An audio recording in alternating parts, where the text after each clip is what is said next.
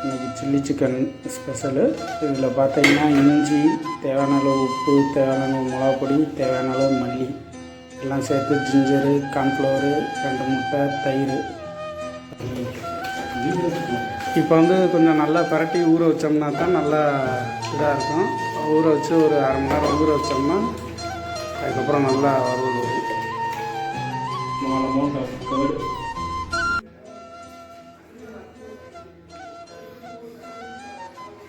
And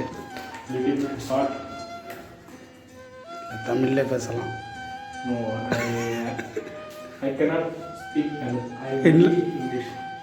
ஊற வச்ச சிக்கனை எடுத்து எண்ணெய் சூடானதுக்கப்புறம் ஊற்றணும். சிக்கனை போட்டு வேக விடணும். இதில் கார்ன்ஃப்ளவர் முட்டை தயிர் சேர்க்கிறது இருக்குன்னா மசாலா பிரிஞ்சு போகும். நம்ம நார்மலாக அது போடாமல் செஞ்சோம்னா மசாலா எண்ணெயில் கரைஞ்சி கொஞ்சம் சேர்த்துக்கிட்டு சேர்த்து அப்படியே.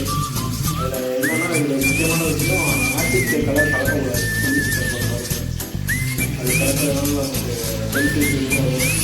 அதை தவிர இப்போ பார்த்தீங்கன்னா இது மசாலா பிரிஞ்சு போகாமல் அப்படி இருக்கும்.